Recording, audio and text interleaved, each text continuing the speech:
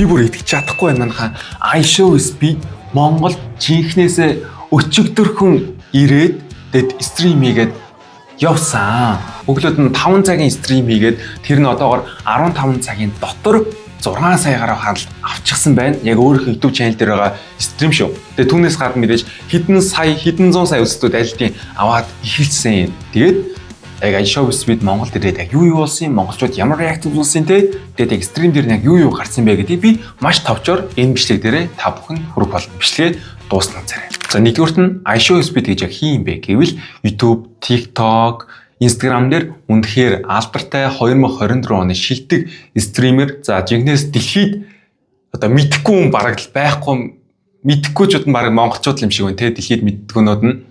За тэгэхээр энэ залуу ирсэн байгаа. Тэгээд Монголд ер нь яг яагаад ирсэн юм бэ гэвэл iShow Speed YouTube болон Instagram дээрээ зарлж исэн. За Хонконг, China тэгээд Монголд ирнэ гэд. Тэрнийхээ одоо нэг нь Монгол болж таарсан. Тэгээд монголчууд бол тэн дээр ингээд амар ирэхээс өмнө ч стресссэн, ирэх үед нь ч стресссэн, ирснийхэн дараа ч стресссэн. Ирэх үед нь яг өмнө нь яагаад стресссэн бэ гэвэл iShow Speed Монголд ирэхгүй. Тэ наа чи өөр Монголоо одоо ингээд ойрхон өвөр Монгол гэдэг л тэр өвөр Монголд ирнэ. Наа чи Инер Монголиа гэж мэдхгүй бол тэр зур Монголиа гэж бичсэн. Ингээд тиймэрхүү маягийн юм бос. Айгүй олон хүмүүс хилээдсэн Монголд ирнэ гэж бараг л Гэрмиксээс өөр хүн бараг мдээгүй баха миний бодлоор бол Гэрмикс альдын бараг мэдээд тэр баатрын хооцомцоо өмсөд бэлдсэн байсан бас ангууч гэд хүн тэгээд эдгээр хүмүүс бол альдын бэлдсэн байсан. Тэгээд Монгол тийм байдлаар ирсэн. Тэгээд яагаад гэвэл яг Монголыг сонгосон юм бэ гэвэл нэгдүгürt нь бол хятадаар явж хомчин нэгсэн ойрхон гэд Монголд ирсэн байх. Харин хоёрдугаарт нь дэлхийн ер нь бол монголчууд аягүй сонирхоод байгаа сүүлийн үед.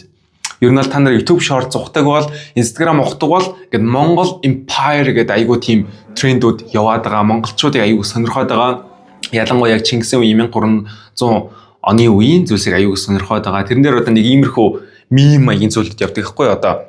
За одоо монголчууд одоо ингээ 2000 онд ингээд аягүй сулбгаар сул дорой байна. Гэхдээ 1300 онд Чингисийн үед бүр үнэхээр ингээд хүчрхэг бүр ингээд бүх улс дагжин чичирдэг тийм хэмжээний хүчрхэг улсаа гэж гаргаж ирдэг. Тэгэхээр бол монголчууд бол дэлхийн нийтийн одоо анхаарлын төвд бас орж эхэлж байгаа. Гэвч одоо хүртэл зарим улсад очичингууд бараг хятад очингууд Монгол гэж мэдхүү гэвэл Монгол гэж мэдэхгүй гэдэг.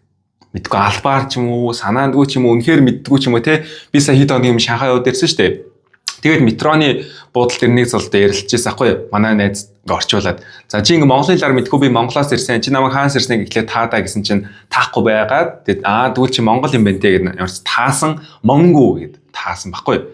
Тэгээд за чи тэгвэл Монголын талаар түүх дээр яг юу үзсэн бэ гэсэн чинь тэр залуу надад юу гэж хэлсэн гэж манайхаа та нар таахгүй те. Тэрийг би сонсоод бүр ингээд ваа юу гэж би амар шоконд орсон заяа.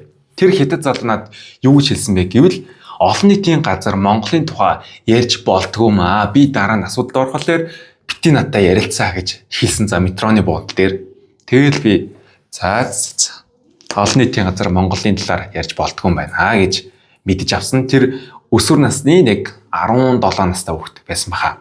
За 3 дугаарт нь монголчуудын сэтгэгдэл. Би ихтэй бүр үнэхээр гайхсан заяа монголчуудын сэтгэлдлийг хараад яасан гэж хүүхэд залуучууд бол үнэхээр гоё исэн. За тэр бүхий өргөөгийн ингээл явж яхад ингээл амар олон хүүхдүүд ингээл машинаар нь ингээл те тойроод яваад цуг гүүгээл те бараг тэр ярам хүртэл цуг ингээл мототой явж байгаад үнэхээр надад тэр нь гоё байсан. За үнэхээр зарим нь тэр мототой явахад үнэхээр аюултай байсан. За хүүхдүүд бүр ингээд амар дээш явуулж юм болоо тэрэн дээр бол үнэхээр аюултай санагдсан. Одоо машиныхаа доор орвол яах юм те. Гэхдээ л ер нь бол одоо өмнөж фэн гэдэг баталж чадсан. Тэгээ тэгэхгүй бол бас монголчуудын нэг юу байсан нэг сэтгэл аягүй их байсан.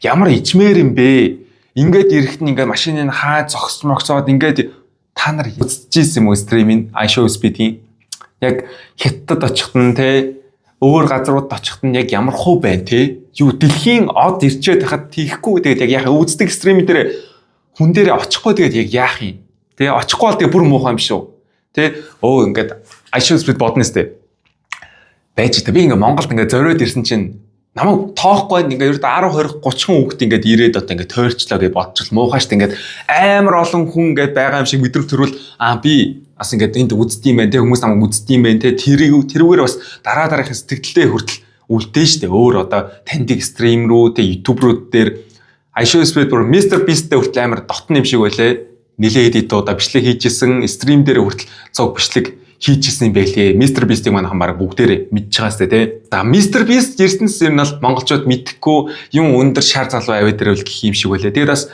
монголчуудын ясна гаргасан авир нь амар арьс өнгөний үзэл гаргасан. Тэ амар харнаад юугаа эн гэж төсөөд нь шүү дээ. Энэ нэр хэлсэн тэ. Юугаа зайлуулаач яагаач ийгээч гэдэг амар тэр нь бол үнэхээр таалагдав. Тэр хүн одоо хар байна уу, цагаан байна уу тэ.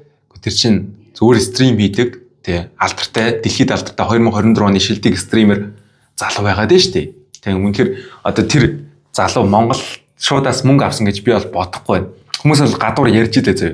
10 тэрбумыг авч iShow Speed Монголд ирсэн ингээд нэг хэд хэдэн хүмүүс пост чээд ингээд бөө ингээд үмэн самун болоход лээ. Тэрэнд бол би итгэхгүй байгаа. 20 сая долларын хөрөнгөтэй залуу монголчуудаас соёлын сайдаас мөнгө аваа те Монгол улсаас 10 тэрбум төгрөг аваад үнэхээр яг ирэх үү?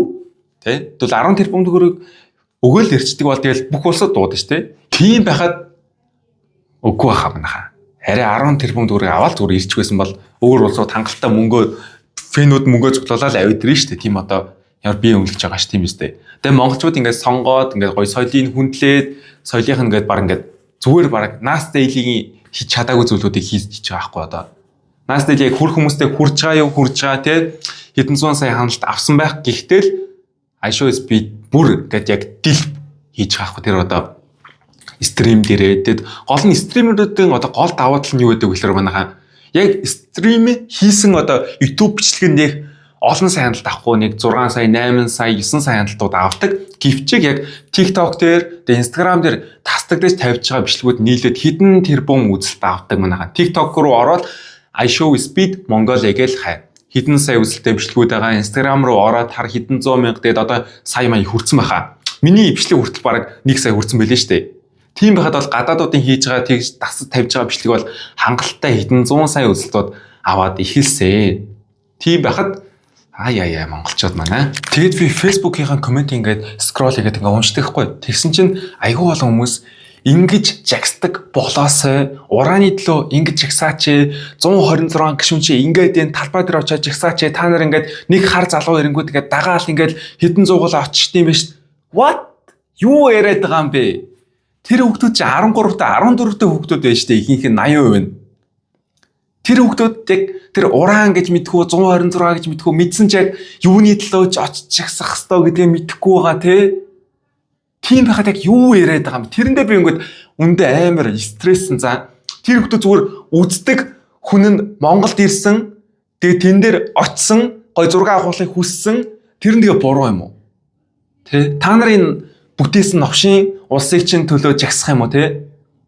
Яг үнээр жагсах хэрэгтэй юм мэд чинь те? Би бол ингээд мэдээд штэ. Энэ улс үнээр болохгүй байна. Энүүд нь ингээд байна, тэгээд байна. Гэтэ тэр хүмүүс чинь 14 настай штэ. Та нар тэгээд ингээл юм бол бас нэг юмтай болч те комментор ингээ олуулаа нэг газар очингууд та нар ингэдэг шигэ талбай дээр отож улсынхын төлөө жагс. Та нар энэ улсыг бүтээгээстэй үнэндээ тэ нэмэгт 40 50 60 та нарын хийсэн бүтээл штэ. Тэгэд яагаад залуучууд руугаа ингэж одоо буруугаа чихээд байгаа юм те адилхан нэг улсад амьдарч ийн мэдж ийн. Гэхдээ энэ улсыг та нар бүтээсэн. Энэ хүмүүсийг та нар сонгосон. Энэ байдлыг та нар бүтээсэн. Жинхнээсээ. Гэтэ энэ байдлыг залуучуудаас өөрчлөх ёстойг ойлгож байна. Ингээл өмнөх үе болгондор бол ингэж одоо та нарын гэсэн та нарын буруу ингэдэг тэгдэг. Гэтэл энэ удаа л үнэхээр бол манай өмнөх үеийнхэн болгоно арай дэндүү байсан шүү. Тэрийг бол хэлэх нь зүйтэй байх гэж бодож байна. Гэтэ би нэг аюу гоё коммент харсан заяа. Аюу гоё коммент харсан. Тэрний юу байсан бэ гэвэл хөгшчүүл мэнэ. Бүүмрүүд мэнэ. Ядаж наад хуруугаараа юм хум ингээд ухаа төнхөө те юм судалж чадахгүй юм бол зүгээр хурууга тат амаа тат гэжсэн. Гэхдээ энэ дэр би нэг амар тэгж насны ангилал гармааргүй байна. Тэгээд би бас комментууд нь хараад ингээд харж байгаа шүү дээ. За хүмүүсний ийм сэтгэлтэй байгаа маань ийм байгаа маань гэж харж байхад айгүй нээлттэй сэтгэлтэй хүмүүс байжсэн. 40 нэмэх 50 нэмэх 60 нэмэх тэр тэдгэр хүмүүс байжсэн. Тэгээд тийм хаалтай сэтгэлтэй хүмүүс ч гэсэн байсан. Тэгээд өсвөр үеийнхэн донд хүртэл ямар ичмээр наад хар пэйж нь баг 90 гүн дээр ирсэн юм эс ингээд тиймэрхүү хандлагатай яриатай хүмүүс хүртэл байсан. Тэгэхээр бол яалч хүнийх тэр нэг насны ангилал хамаагүй хаа. Өсвөр насны хүүхдүүд хүртэл тэгэл хэлж исэн. Хөгшин хүмүүс тэгж хэлж ийсэндээ муугаар ярьжсэн бас ялгаагүй залуучууд хөгшин хүмүүс манд ялгаагүй гоёор ярьж ийсэн, зөвөр ойлгож ийсэн. Тийм болохоор энэ дээр энэ бол оюун санааны майндсетийн л асуудал байгаа. Миний бодлоор бол тэгж л бодсон. Тэгэд бол iShow Speed ирэх нь бол үнэхээр гоё зүйл тохиолдсон. Зүгээр өглөө босоод ирсэн чинь лайв стрим хийгээд эхэлсэн байсан. Тэгээд лайв стримийг үзээл шууд гараал очиод бас нэг өөрхөн бичлэг хийж авсан. Тэгээд энэ бичлэгнүүдийн дундуур гараад байгаа бичлэгийг бас би хийж чадсан. Бас найзуудаасаас хэдэн файлаар авсан. Тэгээд та нарын бодлоор iShow Speed юу нэрх нь зөв байсан юм уу, буруу байсан юм уу, монголчуудын сэтгэл яг ямар хөө байна те та нарын бодол яг юу вэ? Тэрийг комментээр үлдээгээрэй. Бас лайка дараад subscribe дараарай. Тэгээд тэн дээрээс нэг хонх байд юм бэлээ. Тэр хонхон дээрээ дарчвал миний одоо бүх бичлэгүүд чам дээр очино. Байж 10 секунд дотор би өөрийнхөө YouTube чаналыг чам тайлбарж өгье. Энэхүү YouTube чанал дээр арьс ажиллагаа, англи хэл контент хөтөлбөрийн талаар зааж өгдөг. Мөн үүнээс гадна уншсан ном, үзсэн кинонуудаа товчилж хүргэдэг байгаа. Хэрвээ чи эгээр мэдээллүүдийг нэг дор авах хүсвэл subscribe дараарай.